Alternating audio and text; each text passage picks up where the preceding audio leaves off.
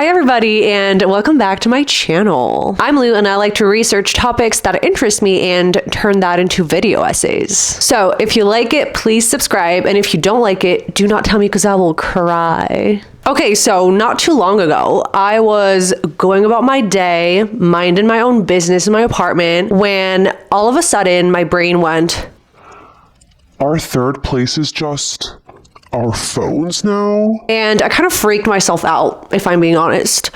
So I decided to look into that, and spoiler, my brain was not exactly wrong. So yeah, today we're talking about the concept of third places, their importance to human beings in a capitalist society, and how they are rapidly disappearing, or to be more exact, how they are mutating or transforming. I really don't want this video to boil down to people don't go outside anymore, everyone's on their damn phones all day. Because first of all, it is not my opinion at all. And second of all, the statement entails much more complex analyses and has deep reasons behind it. I understand where people are coming from when they say things like that, but it can easily be rationalized, if not debunked, with a little bit of sociology. So if this is your opinion, actually, keep watching. The question we're attempting to answer in this video is, are third places disappearing, or are they just transforming? I'll start with giving an extensive definition of what the concept is, what is a third place. Then I'll look into the disappearance of the third place in modern society, specifically in a post-COVID society. And finally, I'll try and argue towards the possibility that third places have not disappeared,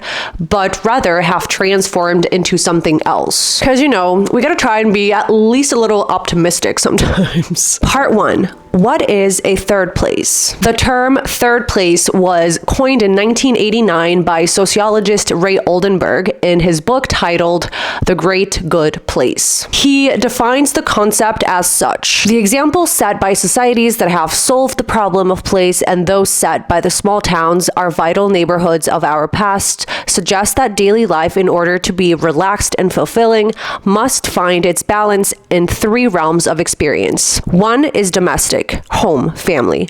A second is gainful or productive, work. And the third is inclusively sociable, offering both the basis of community and the celebration of it. This is the definition that is found on page 14 of The Great Good Place. But let's go back in time a little bit. A lot, actually.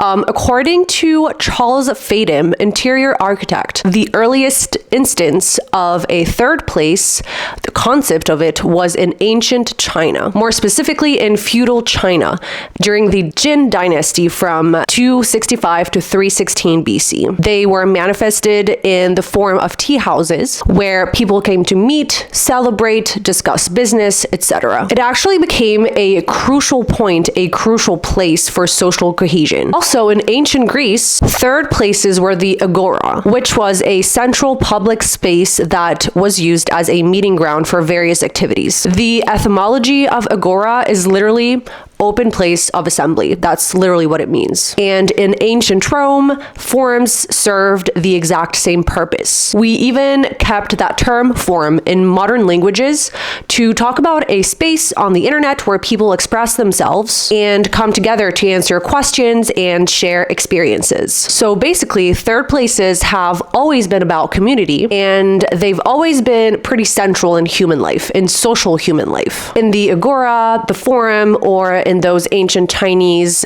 tea houses, people from different walks of life came to share individual experiences, talk about politics, talk about philosophy, etc., etc. In European medieval times, the third place existed in taverns and inns, despite the church being such a central place in medieval life. The third place is somewhere you can go to meet people you've never seen before and create shared experiences with them. I think it's crazy how humans just have always been like that. Like, we are intrinsically social creatures. Ray Oldenburg says, and I quote, "Third places are those homes away from home, where unrelated people relate." And I think it's beautiful. Unironically, actually. We really just crave community and support. And we also really like giving our opinions on everything. So Still quoting Ray Oldenburg from his book, The Great Good Place, third places are anchors of community life. It is where you relax in public and where you encounter familiar places and make new acquaintances. Let's jump in time now and look at pre-industrialization times, which would have been between 1750 and 1850, when the third place kind of disappeared for a time. Before industrialization, the first and second places were one. So just as a reminder, the first place is the home and the second place is work. Because the majority of people worked in agriculture, they lived on their farm grounds where they also worked. The industrialization age actually separated the place of work from the place of residence, removing productive work from the home and making it remote in distance, morality, and spirit from family life. The Industrial Revolution, though, divided private and public spheres, just like Ray talks about in his book, because now people were having to leave their homes to go to work, so in factories or offices, depending on your position. Jumping forward again in the timeline of the world to post-Second World War America. And this time period is the period Oldenburg focuses on most of the time in his book. So what happened around that time in American urbanization? The suburbs. Okay, count how many times I'm about to say suburbs in the next 5 minutes, please. I apologize in advance. I'll try not to get off track here because I have a lot of feelings about the suburbs. So, the idea of the suburbs was actually introduced a lot earlier, actually right after the Second World War ended. The archetype suburban community was created in 1946 by William Levitt. He was a NYC real estate developer. So it was in Long Island, New York, in a town called, very modestly and humbly by his creator, Levittown. And it was the first suburban neighborhood of single-family homes. Something worth noting that happened before then actually was that in 1932, so in the midst of the Great Depression, and after a wave of households getting foreclosed due to it, it was actually about 200,000 households that got foreclosed in 1932. Government organizations were put together to help people become homeowners. So they would offer low mortgages, which the technical term is actually amortized mortgage. So basically, instead of the standard 5-year mortgage, it was now possible to pay back interest and principal over a period of time of 20 or 30 years. Those organizations were part of the New Deal, and they were called the Homeowners Loan Corporation and the Federal Housing Administration. The Federal Housing Administration's mission was more precisely to ensure mortgages and protect lenders from financial loss in the event of a default. So all of this allowed people to access home ownership, and thus more people needed to live outside the cities because they were packed. So the suburban model was actually perfect for that time. Home ownership in suburban areas actually grew at the crazy rate of 126.5% between 1940 and 1950.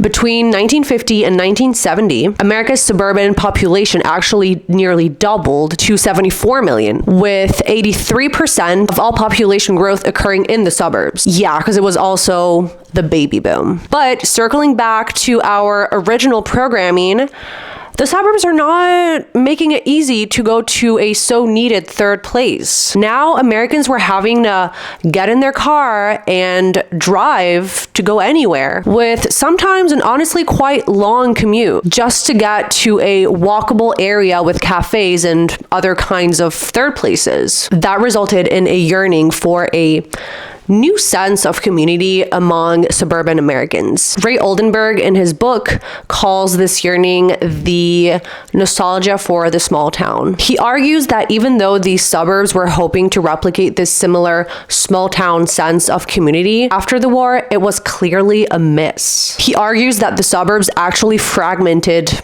people's social lives, and that said suburbs are just, and I quote, a base from which the individual reaches out to the scattered components of social experience. He bases his remarks off of European urbanization, where he thinks third places manage to persist. There is a clear lack of third places in the suburbs, as they are strictly residential. However, in European villages, whether it be in France, the UK, or Italy, even in the smallest little Ghetto village, you will find some kind of a third place, whether it be a tavern, a cafe, a pub, or something. But there are none of these in suburban America. He finishes this point by saying that the absence of third places in those areas lead to generalized loneliness. Going off of the examples of housewives whose husbands were away at work all day because they were commuters and they were working their 9 to 5 in the city. The housewives were quite literally stuck in the suburbs because the man was leaving in the morning with the car and she was just like, what am I supposed to do now? Except look pretty and wash the floors, I guess. There's virtually no place either where neighbors and housewives could anticipate unplanned meetings like parks or corner shops or nothing. There's nothing. So yeah, Ray Oldenburg really does have beef with American suburbs. Ooh, I'm drinking out of my big Starbucks cup. And actually, did you guys know that? Fun fact.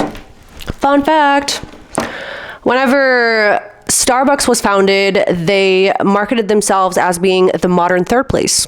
The more you know. All right, to complete this lengthy definition, I want to take a look at the 8 characteristics of what Oldenburg thinks makes a third place. Number 1, a third place is a neutral ground. You have no obligation to be there. You are not tied down to the third place, either financially, politically, or legally, which that would be the case for your second place because that is your place of work. So you are legally tied down there. So in the third place, you are free to come and go whenever. Number 2, it is a leveling space. Your status in society does not matter in a third place. It is not important. You do not need to meet social requirements to be accepted into a third place. Number 3, it is a conversation place. Conversation is the main activity in a third place. It is the main focus. Although you are not even forced to participate in a third place, conversation is usually lighthearted, humorous, but highly valued and very important. Number 4, it is accessible and accommodating. Third places have to be open and accessible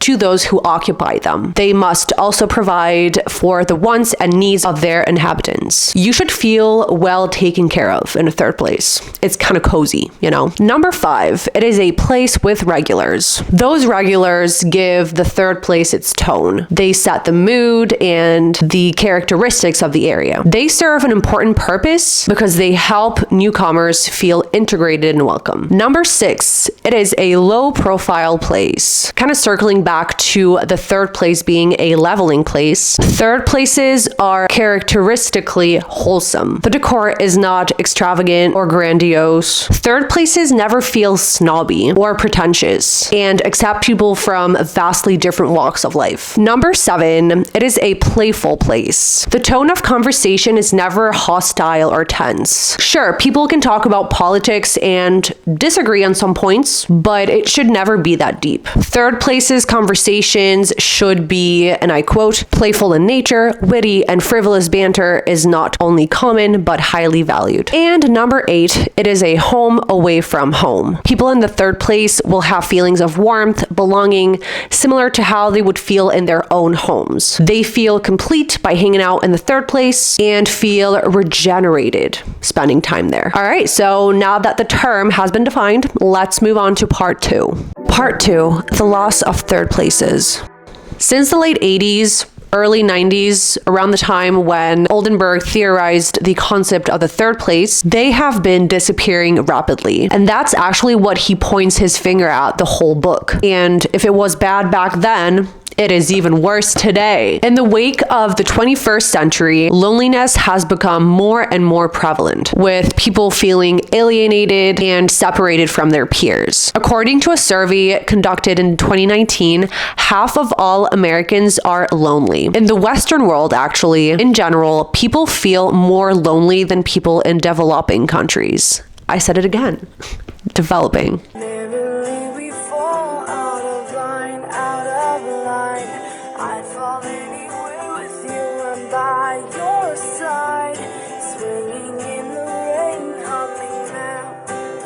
In the Western world in general, people feel more lonely than people in developing countries. And I really don't want to blame this whole phenomenon on the internet and like, ugh, people are so lonely and so isolated because of their phones, because it's the obvious answer.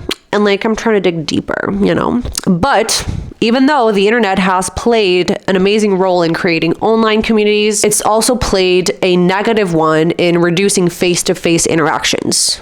That's undisputable. It's just a lot easier to socialize from the comfort of our own homes. And many individuals do not see the point of going out to meet strangers. But yeah, still, too easy to blame the disappearance of third places solely on the advancement of the internet technology. I literally would hate for it to be the only reason.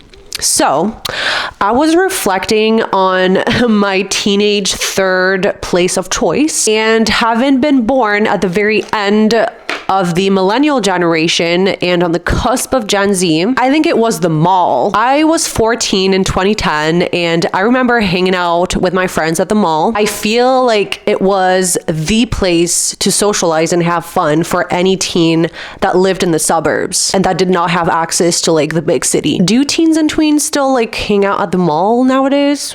I don't know. Anyways, I was going on that tangent because I feel like one of the most important characteristics of a third place is that a third place is low cost. And that's exactly why teens love to hang out at the mall together, because it was free. Because although you are surrounded by shops and boutiques, you don't have to pay to get in. It's free admission. Sure, you might get like a fun little drink in the course of the afternoon, but it's not mandatory to buy anything. A lot has changed since 2010 in the economy, obviously, and I really think part of the loss of the third place can be blamed on late stage capitalism. Mr. Capitalism again. But yeah, I feel like the vibe changed drastically in the mall in the past decade. Now you gotta pay for parking, you gotta pay for gas because it's so expensive, you gotta pay to go to the bathroom. And most alarming, I feel like there are no like hangout spots like there used to be in the mall. Like I remember malls having like benches, chairs, and like those fake trees and like fake like nature decor to hang out around and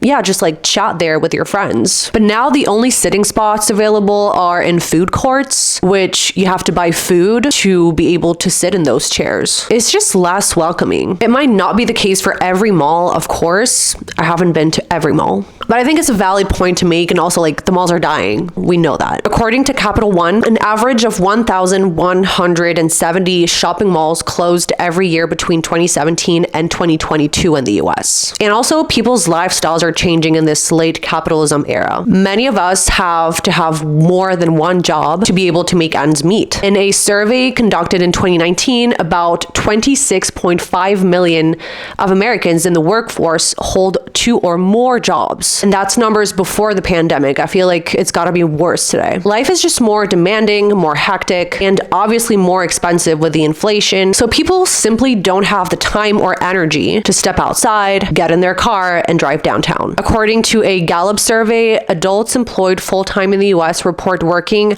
an average of 43 hours a week, which is almost a full workday longer than what a standard 9-to-5 schedule entails. According to another survey conducted in 2019 by H&R Block, the average American only has 4 hours and 26 minutes to spare in their week for free time. So yeah, 4.5 hours per week is hardly time to run errands. No wonder people don't go to third places anymore. People just don't have the time. Also, extreme suburbanization pushes people further and further from existing third places because landowners prioritize building houses they can profit off of over creating public places such as parks that cost money to maintain. Money over community. Landowners don't even consider opening supermarkets in the suburbs, resulting in food deserts. So yeah, it's very unlikely they'd consider creating third places over there. According to the United States Department of Agriculture,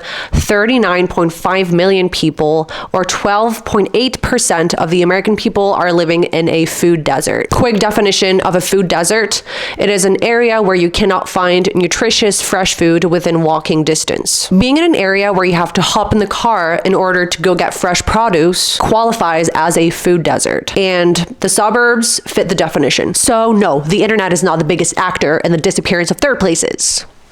There, I said it. Another characteristic to take into account is the urban landscape, and more precisely, the walkability of a city, especially in the US. It's so bad because if you cannot walk to a third place, you obviously are less likely to go hang out in one. Because like over here in Europe, if you live in a big city or even like a little village, you can just like walk somewhere, unless you're like in the middle of the mountains or like in the middle of extremely rural areas.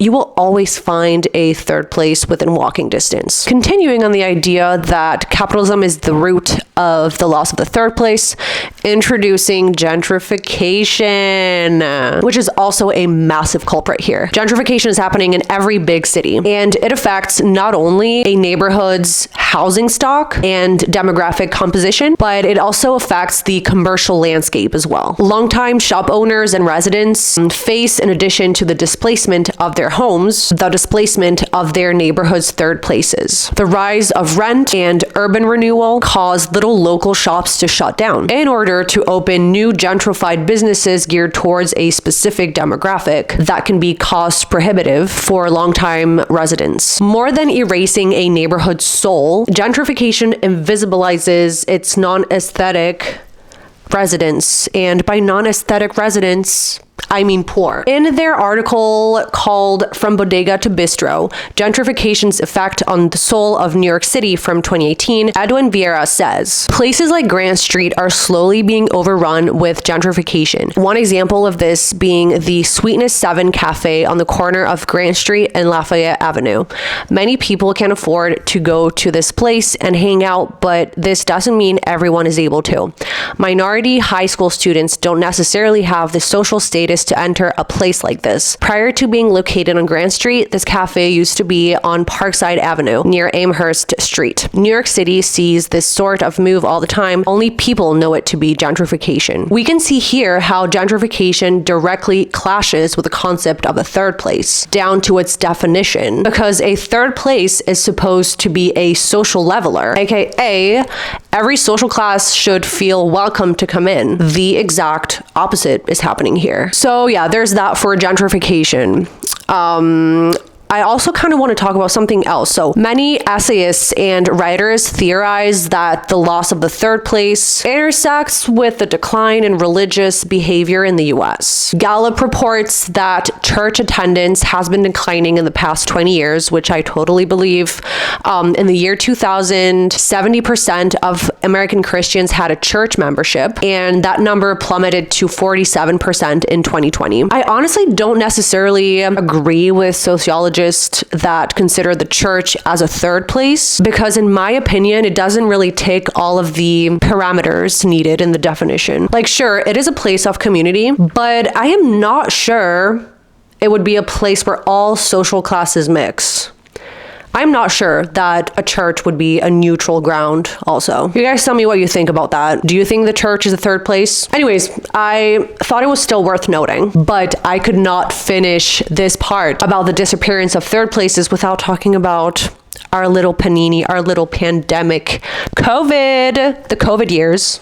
So let's say from early 2020 to mid 2022, depending on what country you live in. In France, COVID measures stopped being implemented in the summer of 2022, around that time. So I'll consider peak COVID period to be roughly 2.5 years or so. And those 2.5 years obviously changed everything for the third place. I think everyone remembers how everything just like shut down overnight. Non-essential workers stopped working or started to work from home, and essential workers kept working at their place of employment. Mostly medical staff, grocery store employees, at-home delivery workers, and fast food workers that still worked drive-through. So basically overnight, people were asked to organize a space in their home that they would be able to work out of. Before COVID, according to a survey by Statista, 17% of American workers worked remotely full-time, and that number surged to 44% after COVID. I think it's safe to assume that most Western countries have seen that same trend happening. People's three places collided into one. Their first place, which is the place where you see family, was their house. Their second place, which is supposed to be your place of work, your place of employment, was also their house. And effectively, their third place was also their house. Because yeah, nothing was opened. And in some countries like France, you were not even allowed to take a walk outside during the first lockdown. That's how crazy it was. And a lot of people and or companies after COVID and post-COVID era still keep remote work as a standard for their employees. It's so easy to literally never leave your house. It's comforting. It's comforting your home. But it doesn't mean it's good. It doesn't mean it's right for your mental health. Specifically. A lot of my friends will physically go to work like 3 times a week and then work remotely for the rest of the time. I think COVID normalized and even encouraged people to stay home and not expand their social circle. And for good reason, don't get me wrong, like there was a dangerous virus going around. So yeah, it would have been totally irresponsible to let people outside be social without the vaccine specifically. And yeah, we just could not have third places in that time. So what did people do? Circling back to the beginning of this part, they turned to the internet as a third place during COVID. That is such a pristine, perfect segue into our third and last part. Number 3, the mutation of the third place.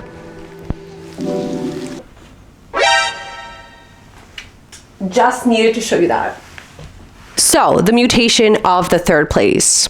I say mutation or transformation because I would argue in the sense that the third place is never going to really disappear from human lives. Humans have always needed and will always need a third place, no matter what form it takes on. We are social creatures at heart and will always be. With that being said, let's look at the idea of the internet as the third place. Virtual third places have actually been around a lot longer than we think. People are creating communities online is not a new concept, even less a post-COVID concept. The question of a mutating third place was already being discussed on The Well in 1993. What is The Well? The Well, or the Whole Earth Electronic Link, is a text-based chat room that was created and launched in 1985. It is considered to be one of the oldest virtual communities. By 1997, Wired magazine called it the world's most influential online community. It started out as a bulletin board system and evolved to become a discussion forum online, with topics ranging from shallow and fun to complex and a little bit more dark. Ooh, fun fact number 2, Craigslist actually started within that community. The more you know, isn't that fun? So, on The Well, in 1993, a user named Reingold, one of the oldest and most active members of The Well, wrote an essay pertaining to the third place, titled The Virtual Community. And in that piece, he was already talking about virtual spaces as third places. To add some context, The Great Good Place, so the book theorizing the whole concept by Ray Oldenburg, was written in 1989, so a mere 4 years beforehand. So avant-garde Reingold wrote, I quote, "It might not be the same kind of place that Oldenburg had in mind, but so many of his descriptions of third places could also describe The Well. Perhaps cyberspace is one of the informal public places where people can rebuild the aspects of community that were lost when the mall shop became a mall. Or perhaps cyberspace is precisely the wrong place to look for the rebirth of community, offering not a tool for conviviality, but a life-denying simulacrum of real passion and true commitment to one another." So he's not being adamant about virtual forums being third places, but he does pose the question. Jumping ahead in time a little bit, with the boom of blogging, so around 2005, 2007, when MySpace was all the rage in North America, a collective of authors on a website called Advomatic wrote an article titled The Internet as a Third Place. And they say, "I think that MySpace and online social networks are the third place hangout for most young Americans. Therefore, designing online social networks or leveraging them takes knowledge about human factors engineering and the social structures of the third place. I think properly designed networks are part of the key to restoring our civic democracy." FYI, human factors engineering is a discipline concerned with the design of tools, machines, and systems that take into account human capabilities, limitations, and characteristics. I had never heard about this before, and it's so interesting. But yeah, the authors of this article, they make a a great point that blogs and early social networks owe their success to smart and comprehensive website designs. Back then, blog personalization was almost required, and it acted as a window to who you were so that other bloggers could gauge whether they wanted to become mutuals or not. If I had to push the metaphor further, I would say that it is kind of what happens when you hang out at a cafe or at a bar. You wear clothing that reflects who you are, and you are more likely to go talk to people whose aesthetics you like or whose band tee you notice. You know what I mean? So could blogging in the mid-2000s to the mid-2010s be just disembodied third places with pixels building personalities? That is so interesting. I think it wouldn't be too far-fetched to argue in that sense. I myself, as a late 90s baby, had my own blog. First, I had a Skyblog, which was the French equivalent of MySpace, basically. So that would be circa 2008, 2009. And then I switched over to Tumblr around 2010, and I was super active on there until like 2014. I had mutuals on there from different walks of life, different countries, with different cultures, but with similar aesthetics and similar interests. Isn't that exactly what happens in a third place, minus physical bodies? A survey by the Pew Research Center suggests that, and I quote, significant numbers of bloggers are enjoying new relationships because of their use of the internet. One quarter, 27% of bloggers say the net has helped them connect with people of different economic and ethnic backgrounds, and 37% say that it has helped them connect with people of different generations. Whether through cyber groups or online groups grounded in local communities, the internet's virtual third places appear to be building bridges among their participants. But it's not all positive, of course, and some characteristics of blogs, chat rooms, and social media go against the definition of a third place in the original definition by Oldenburg. We have to admit and acknowledge that those technologies, although they can help connecting people, also have the potential to undermine community. Author Andrew Shapiro says in his 1999 research called The Control Revolution, How the Internet is Putting Individuals in Charge and Changing the World We Know. I quote, the internet's potential to give people more control also allows them to restrict the flow of information they receive. By giving people a choice to block out information that somehow does not fit with a community's beliefs or norms, the internet could exacerbate existing trends toward community fragmentation. Seth Godin, a digital marketing expert, establishes the same opinion in an interview for The Medium in 2017. We've become so siloed into our own ideas and surroundings that we don't get enough exposure to people with different beliefs and different perspectives. But I would also argue that in real life, IRL, a person identifying as LGBTQIA+, for example, wouldn't go hang out at a bar that would be known for having visitors that are mainly like Christian Republicans. You know what I mean? You don't go places that you know the population won't align with your values. I personally wouldn't, but let me know in the comments what you think about that. Is that something that you don't mind doing? I love learning stuff and like hearing people out on topics and have little debates and everything. I mean, I literally do video essays, so I like to learn, but I wouldn't like actively seek out the opinion of people that I know I will disagree with fundamentally. Like, I wouldn't go argue with people on QAnon, for example, because like, what's the point? You know what I mean? Anyways, so I want to quickly touch on the failure of the metaverse and why it will never qualify as a third place, even though Mark Zuckerberg so badly wants it to be one. According to him, the metaverse is a virtual reality space that enables users to interact with each other inside a computer-generated environment. First of all, that is such a vague definition, and I think the lack of clarity on what it is definitely participated in its failure. The underdefined concept makes it difficult for investors to understand the scope and potential of the metaverse. So there's that. The second parameter that I think strays from it being a third place is the limited accessibility of it because of its high cost of entry when you think about it. You need to invest in technology, infrastructure, and development to be able to enter. A VR headset alone still costs a lot of money, ranging from like $200 to $2,000. Unless you're a serious gamer, no one would buy a VR headset just to hang out in the metaverse. As a reminder, the third place is supposed to be a social leveler. It is supposed to be affordable for every social class. The third reason that the metaverse cannot qualify as a third place is the lack of cultural diversity within the metaverse. It is very Western centric and it is restricted in a lot of countries. When you think about it, Club Penguin was actually like a much better third place than the metaverse ever was. Therefore, I think we cannot say that every online virtual space, every online virtual community fits the definition of a third place. So what is the third place of the future? That's another question that I want to finish this video essay on. And is it possible for it to make a resurgence outside of the internet? So in my research, I was actually like a little bit disappointed. It was a little bit icky to me because I saw a lot of articles about like purpose-built third places or alternative workspaces.